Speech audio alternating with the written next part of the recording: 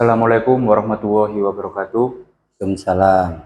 Bismillahirrahmanirrahim. Alhamdulillahirrahmanirrahim. Wa bihi nasta'inu ala umuri dunya waddin. Wassalatu wassalamu ala asrafil anbiya'i wal mursalin. Sayyidina wa maulana Muhammadin. Amma ba'd. Terima kasih. Pada kesempatan kali ini saya akan membahas sedikit tentang khutbah Jumat yang telah disampaikan pada hari ini. Monggo langsung saja untuk Ustadz Bakhruz, dipersilakan. Assalamualaikum warahmatullahi wabarakatuh. Waalaikumsalam warahmatullahi wabarakatuh. Bismillah, alhamdulillah, wassalatu wassalamu ala rasulillah, amma ba'du. Oke. Dalam Jum'ah yang barokah ini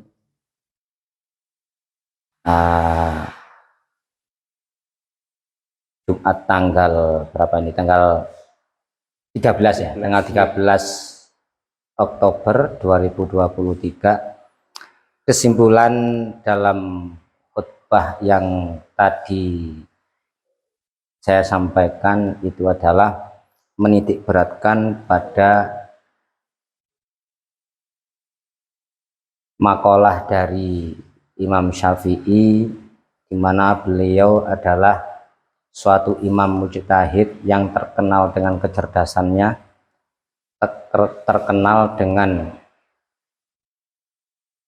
kemampuan mukasyafah di dalam dirinya, dan diakui oleh ulama seluruh dunia bahwa beliau adalah ulama yang sangat termasyhur dengan keilmuan, khususnya dalam bidang fikih. Beliau itu pernah ditanya pada suatu perkumpulan oleh murid-muridnya, yaitu yang pertama, tidak akan bisa sempurna seorang laki-laki. Kenapa itu laki-laki? Karena di situ khitabnya yang ditujukan adalah suatu pemimpin, bukan seorang perempuan. Karena apa? Karena laki-laki ini adalah calon pemimpin di dunia. Kepemimpinan yang baik, yang bagus adalah dari laki-laki. Kenapa? Ya karena laki-laki itu punya kelebihan yang telah ditakdirkan oleh Allah dengan segala sarana prasarana dalam dirinya. Laki-laki itu bisa sempurna di dunia ini.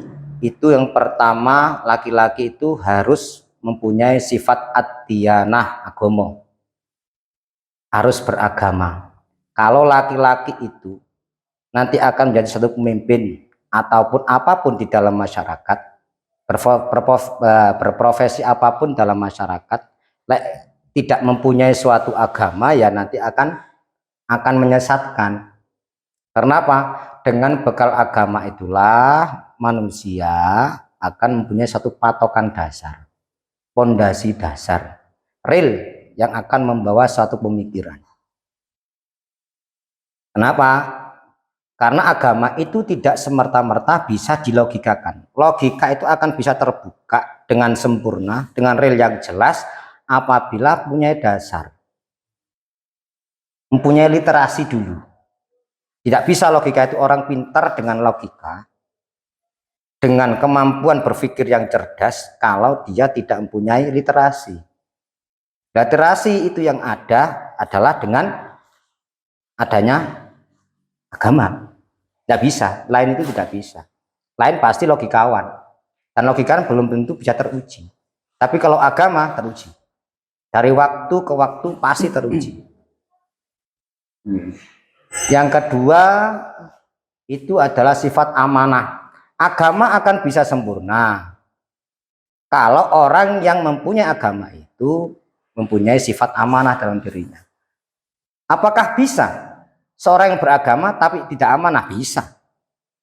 Bisa. Dengan bermodal KTP, dengan bermodal syahadat, bisa juga. Tapi kalau amanah, belum tentu. Yang ketiga, harus mempunyai asyanah, penjagaan diri. Kalau bahasa Jawanya pangreksa. Penjagaan diri itu perlu.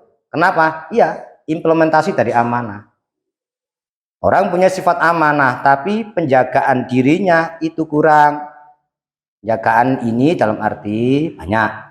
Punya administrasi yang bagus, pencatatan yang bagus, cara berpikir yang jernih, cara bagaimana mengolah suatu keluarga yang bagus, edukasi yang bagus, itu perlu siana, perlu penjagaan. Yang keempat itu adalah sifat arizana, sifat keteguhan hati.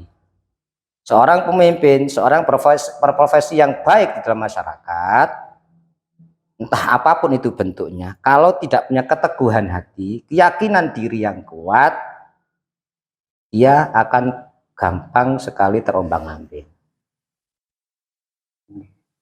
Nah, 4 ini sangat berkaitan. Arizana, keteguhan hati itu akan bisa didapat dengan sempurna yang baik kalau disandarkan dengan agama. Itu.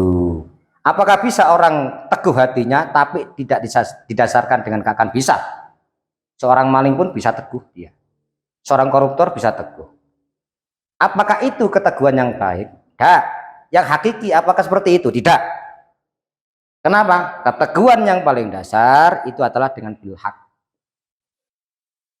Tidak ada keteguhan yang hakiki, yang bagus, yang sempurna, kecuali dengan perkara hak.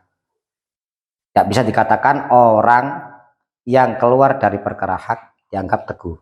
Walaupun dia tidak bisa digoyahkan keteguhannya. Nah gitu ya. Bisa jadi. Orang senang dengan perempuan semisal. Tetapi dengan salah atau rel yang salah. Dan dia teguh membawa itu. Semisal dia pacaran tak tahu arah,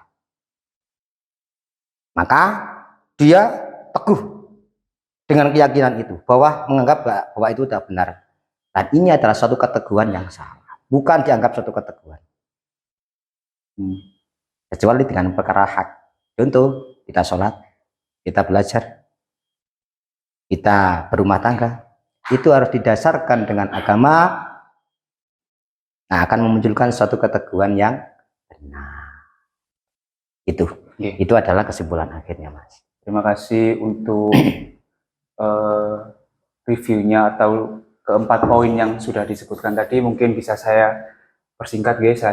Saya rangkum lagi bahwa kriteria menjadi seorang pemimpin itu yang pertama adalah beragama, yang kedua adalah amanah atau dapat dipercaya, yang ketiga adalah mempunyai benteng pada diri kita, dan yang keempat adalah keteguhan hati yang benar dan berlandaskan agama.